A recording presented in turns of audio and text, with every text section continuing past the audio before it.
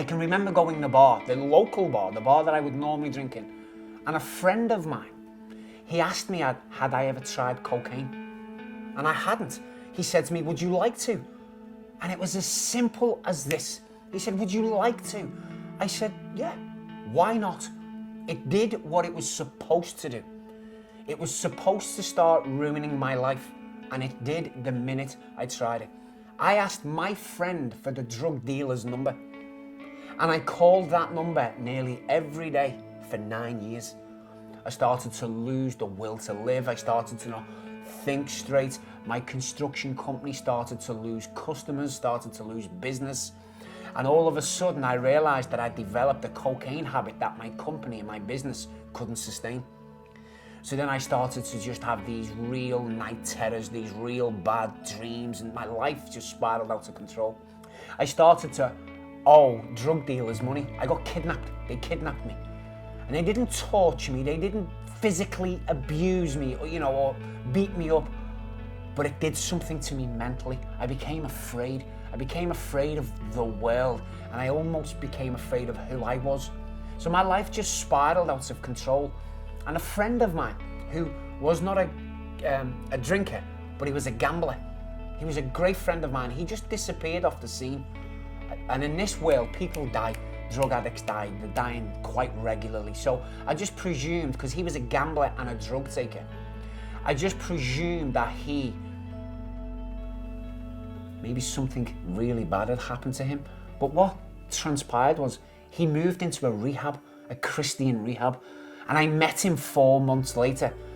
I seen my friend who was once covered in psoriasis, who once looked so anxious and stressed and worried that it looked like he could drop dead in a moment. He looked brand new. And his mother knocked at my house with a phone number for me to move into the rehab. So I moved in January 2010. I'd never heard the gospel. I'd never heard that Jesus loved me. And there was a man in this Christian rehab that said to me, someone in here wants to give their life to Jesus now. And I knew it was me. I knew it was me. It sounds so strange. I didn't even know that Jesus existed. So I said, Jesus, if you're real, if the audacity, if you're real. And I just heard the Lord say, come to me. I said, Jesus, if you're real, save me. And he saved me in a moment. I felt the hands of God touch me, baptize me in the Holy Ghost and in fire, remove 9 years of addictions out of my body instantly. My liver, my kidneys, my lungs, all healed in a moment.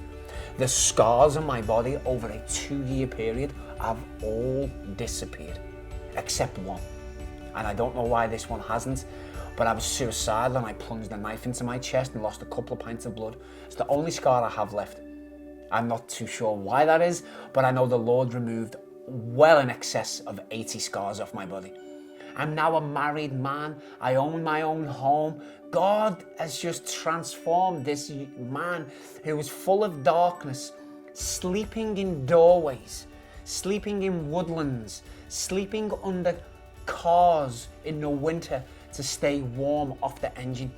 God has took this man, filled him with his resurrection power and truth, and sent him on a new journey. So now I'm a follower of Christ. I'm not saying life is easy, but life is fruitful. When we step out, God steps in. One of the things I say to people who don't believe that Jesus exists, what do you think about Jesus? And they say, oh, I don't believe he exists. And I say, but you didn't know I existed until 30 seconds ago. Well, I'm telling you now that the person of Jesus who you may not have met does exist, and you can meet him right now if you call on his name. And I want to encourage anyone who's listening to this. It happened to me, it can happen to you. I know of thousands of people who this has happened to. You may or may not know that God exists. You may or may not have a walk with the Lord, or even great faith in him, or even any faith. The moment I called on his name, he came into my life and changed it. So I want to encourage everyone to do the same.